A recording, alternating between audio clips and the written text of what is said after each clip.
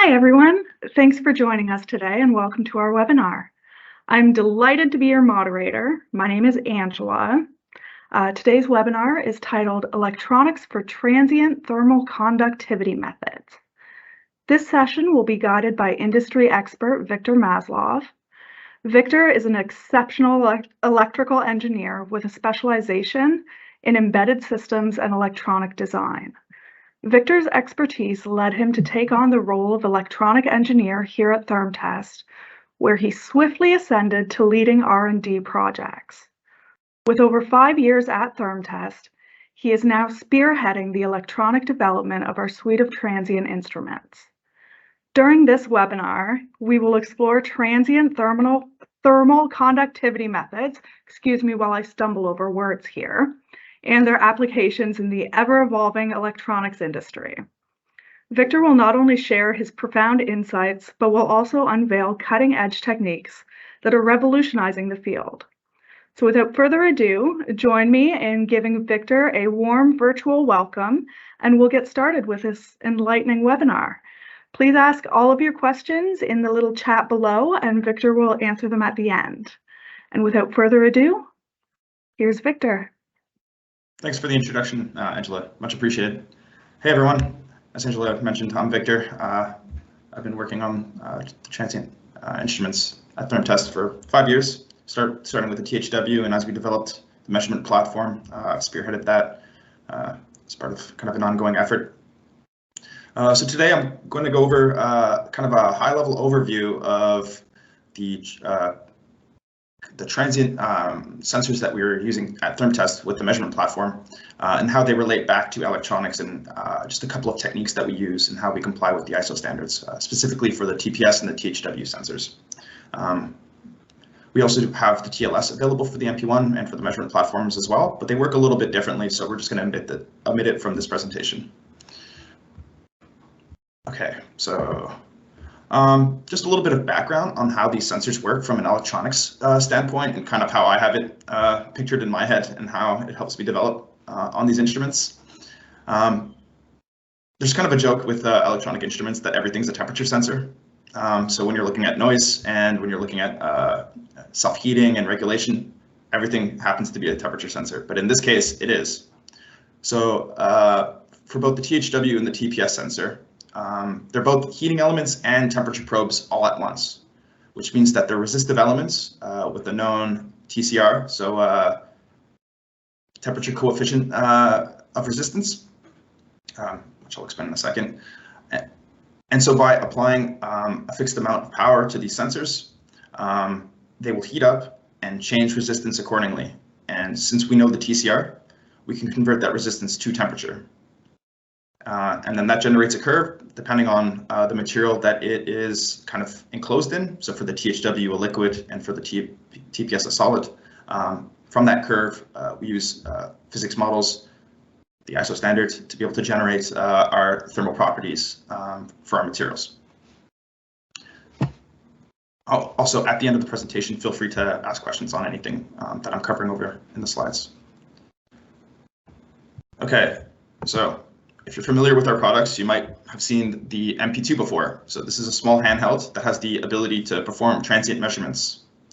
And the way it does it is actually from a very common way of doing precise resistance readings, and that's done through a 4-wire read. So you'll see this with lab bench instruments that do like high performance resistive readings, where 2 of the leads come into, you provide a voltage potential across a series of resistance, and that induces a current through both a reference resistance and the sensor. And by measuring the amount of current that flows into the sensor, we can then measure the voltage potential across the sensor, and V equals IR. This is kind of like first year electronics. You can get the resistance of your sensor. And if you plot that over time, as the sensor is heating up, that will give us a temperature curve. So the 4-wire readings are pretty good, especially if you're doing kind of low-powered applications, because that keeps the voltage potential across both the sensor and the reference resistor, which is a known resistor, so we can measure the current. That keeps that voltage small, and for acquisition systems, you get a higher resolution, so then our curve would be smoother. But for higher voltage applications, we would get too high of a voltage potential, so the gain value that you have to use internal to the system would be too high. So that's where it kind of falters. But for most applications, it works quite well. And we see that with the MP2. Then we have our Wheatstone bridge. So this is seen in the measurement platform devices, the ones that comply with the ISO standard. So hopefully that's big enough for you guys. You can kind of see similarities between two systems, where on the right-hand side, you'll see the same kind of resistive element of both the reference resistor that measures the current and reading the voltage across the sensor, in this case, RO plus delta R. And by measuring the amount of current that goes into the sensor, the voltage potential, we can get a 4-wire reading with the bridge measurement as well. And that's how you get your initial resistance. You can see this equation here, very similar to what's in the ISO standards. You can see that there's this delta U term. So with the Wheatstone bridge, it's existed for a long time, but the general concept is you apply a very small amount of current to your sensor. You measure your RO value, which is in the equation, and you also measure the total resistance from the top to the bottom of the bridge, including your reference resistance and the leads. So that would be performed with a 4-wire reading with a small amount of current.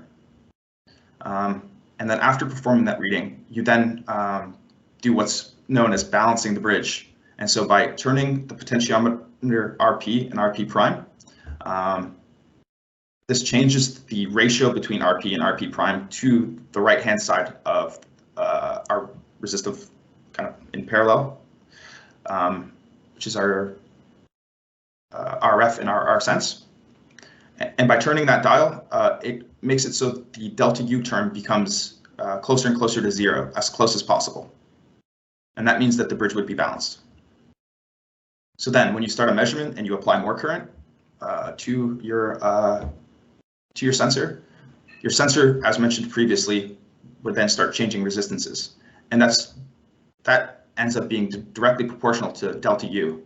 And so the advantages in that is that when you start, you only measure the change in resistance from the initial resistance, which makes it so you stay closer to a small change in voltage, which gives you a better you get a better resolution in your voltage. And that's kind of the advantage of a Wheatstone bridge and why it's actually used in transient measurements. So I'll give you an example of a curve that we've measured. So this is some stainless steel measurement that we took, just raw resistance readings. You can see that we did a 3 and a 1 second test time, and that it's a clean curve. And you can see it starts at 0. So that is your delta U term being converted to resistance. And as I mentioned previously, since we know the TCR of both our platinum wire for the THW and the nickel spiral for our TPS sensors, we can convert that to temperature, and that gets passed along to do calculations in physics.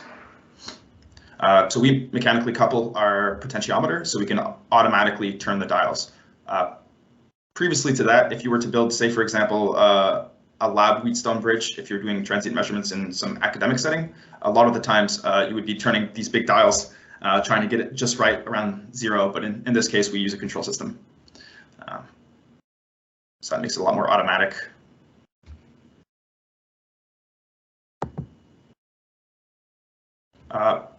So sampling rate. Every electronic system has to sample at a certain frequency to be able to get a plot over time, and then that's how we get our curve. To get a high change in resistance, you need to have a fairly high sample rate. So this kind of goes with Nyquist theorem, and you can only capture the frequency components based on how fast you're sampling, just to kind of put it lightly. So we believe that taking higher samples per second is optimal, because then we can get our early changes in resistance. This is especially important for, say, for example, thin films, or any materials that would be like really close to the sensor. So we sample very high, and then we downsample based on the application of the user or depending on their test time, since of course we have a limited buffer.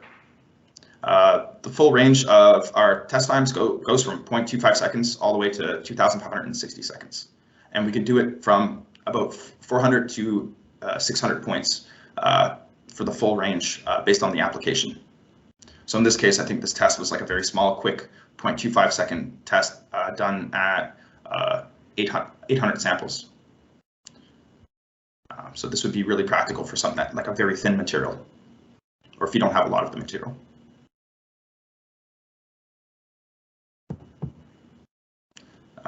Some you might not know, but the measurement platform is actually a fairly integrated system. So we designed all of the data acquisition and the kind of the power delivery system in-house. This gives us a high level of integration with our software, and this gives us a lot of capabilities that our competitors might not have, depending on how they design their systems. So we have direct access to low-level signal processing directly on chip. So this gives us efficient data generation. We can use more modern chips to be able to have higher buffer size and a higher sampling rate. And we can do more treatments of signals before they get sent off to the software. Well, treatment as in like filtering or downsampling. We also have data streaming capabilities. So this allows us to stream data in real time, and you see that with the ITPS, which automatically detects your test time and your power for TPS applications. And this is done in real time, so the software is continuously reading the data that's coming from an MP1, stops the test when it receives kind of a verification that the test, there's enough data collected to be able to know the optimal performance. And then that gets given back to the user for subsequent tests. So to be able to do that data streaming, we had to integrate our system. We also have a high temperature rise event. So a lot of the times, say for example, you forget to put a sample in while you're doing a TPS measurement, and you're running copper, some material at 4 watts, and you forget to put the copper in. That would pretty much, for a very small sensor, would almost burst in immediately. So we have a high temperature rise event to prevent kind of those accidents from happening, hopefully, which is pretty nice. And we have an integrated temperature probe and automatic sensor detection. Due to all the different sensors that we have kind of on offer and different stands with the MP1, it's really nice to be able to automatically detect what kind of stand you have. It detects if the stand is built for certain temperature ranges and those kinds of features, and what modules are able to be used. Okay, so I kind of mentioned the ISO requirement. So TPS follows an ISO. So this is just a couple of requirements that we found pretty interesting that we'd just like to kind of mention. So one of the requirements I kind of found pretty interesting, because it's kind of high level, is that it must use a 6.5 digit multimeter, and we believe that kind of makes reference to one of the data acquisition systems that was used for when the ISO was drafted. We comply with that since we use a high-level bit resolution ADC internal to the system. We also comply with the next requirement of the sensor resistance and total resistance being better than 0.1. So you can do it for yourself if you take a few fixed resistance readings. So you just put a fixed load that you can test the RO and the total resistance RNet repeatability, and that we were able to get 0.0067% repeatability and so on. The minimum data collected has to be a minimum of 100 points for a given range. So we excel that. Even for our lowest test time of 0.25, we do 400 samples. So theoretically, you could even get closer to that, but at that point, you're kind of just measuring the sensor itself, and that's kind of less useful. And so we do 400 to 600 points for the full range of 0.25 to 2,560 seconds. And then so for the potentiometer, that I kind of mentioned with the Wheatstone bridge earlier has to be a high resistance, because then if the resistance is too low on that potentiometer, more current is going to flow down the potentiometer instead of to the sensor and to the reference resistor. And that would create some self-heating along the potentiometer because they're not really built for high current applications. And that would cause drifts in your transient and inaccuracies. So it's important to have that potentiometer selected to be much higher than what would be used for a measurement. And of course, we do comply with that. We did realize that could be an issue based on our analysis. One more feature that we kind of have included with the measurement platform that we're actually pretty happy about, and we also have it available for as an external switch if you even want to further this capability. But we built in an internal 4-port switch because we found that it was way too practical to let up and something that we really wanted to do in the R&D department. So with all the system integration aspects of being able to auto-detect the sensors, software being built in-house and actively developed since it's a fairly new product, we're developing the sensor switch functionality. So we have 4 ports available on the MP1, which allows you to plug in 4 sensors. So in an optimal use case, you could increase your testing capabilities by 4 times. And we're further improving the software to be able to accommodate for more use cases. So we saw that as way too practical because most of the time when you're testing something, you're waiting for the temperature to stabilize back down since you are generating heat while using a transient measurement. And so you want to be able to let it cool down and then switch to a different port and start running that port as well. So we found sensor switch capability as a multiplexer for selecting one of 4 ports was very practical for us. So I know this was a quick presentation, but thanks a lot for listening. I hope you guys got some stuff out of it. And I'll be available for some questions. Okay. Does anybody have any questions? Feel free to put them in the chat, or if you raise your hand, I can unmute you to ask the question. I know Xavier Furlet, you had one. Yeah. So you're talking about the reference resistor?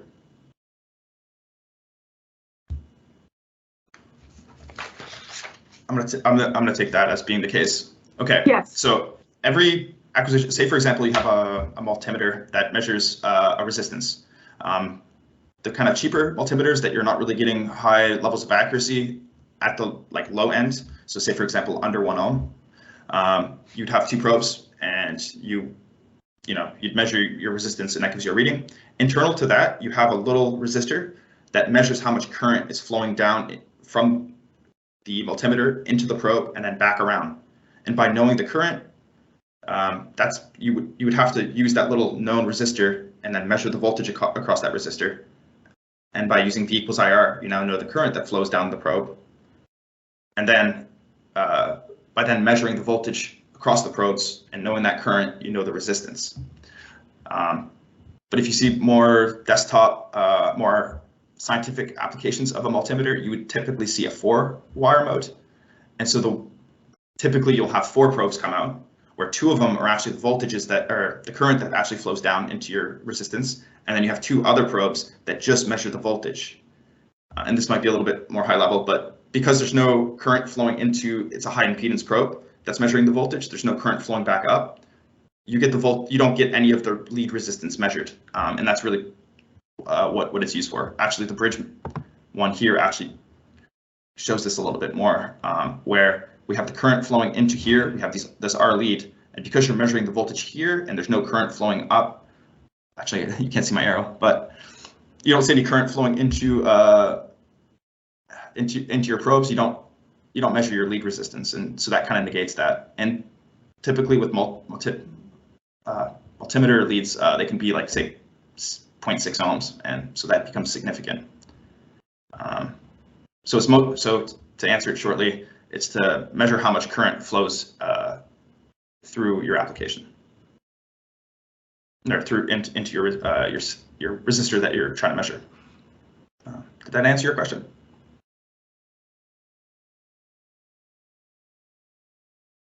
Awesome. Glad to help. We've got another question coming through.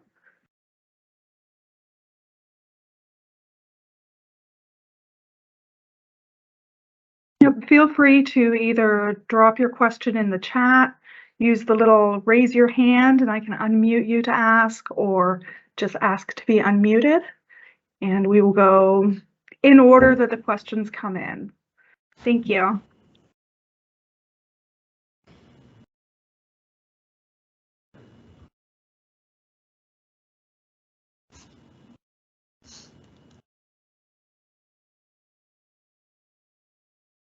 So, what will be a thermal conductivity measurement device suggested for a company to use? I'd say anything Thermtest. It's pretty good. Just because I'm a little biased here. But yeah, our instruments are great. I believe in. I designed them with our team. So yeah. Depends on the application. We have application scientists and white papers on our website. So if you'd like to refer to those, you can see what would be the best standard or application, because we cover a wide range of instruments. So these are specifically transient instruments. So the TPS being for solids, the THW being for liquids, but we also offer instruments for soil analysis if you're out in the field, our handheld applications. We also have the GHFMs and the HFMs for steady state analysis. And we'll have more to come soon as well, because we're doing R&D stuff here. Hopefully that kind of helps. So check our website. We have lots. And feel free to reach out. I'll get the link to the website there, and we can put that down there for you with all of the products that Victor so lovingly helped create, and they're wonderful. Yeah.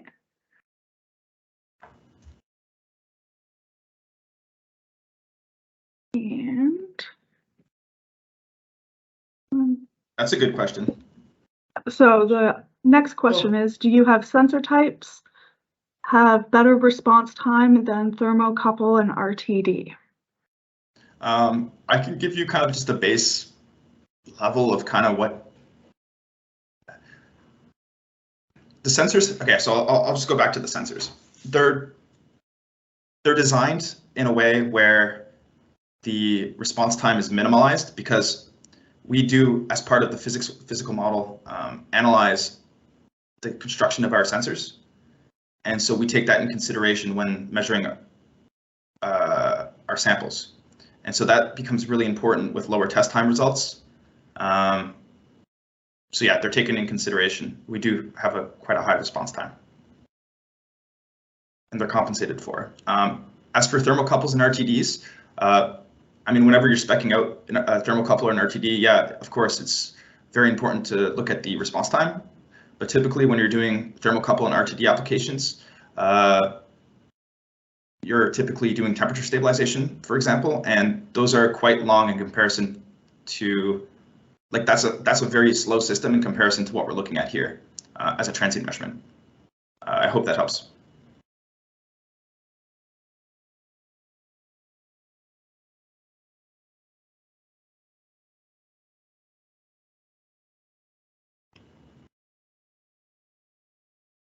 I don't have any data prepared to compare RTDs and thermocouples to our sensors.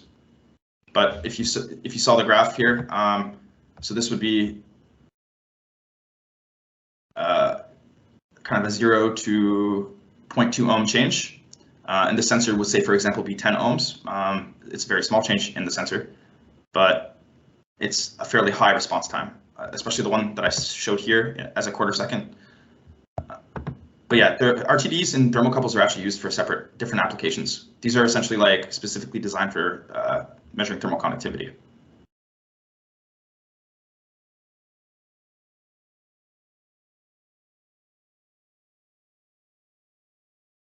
But I mean, if you look at the TLS construction, or if you look at the TLS standard, that might help you answer your question.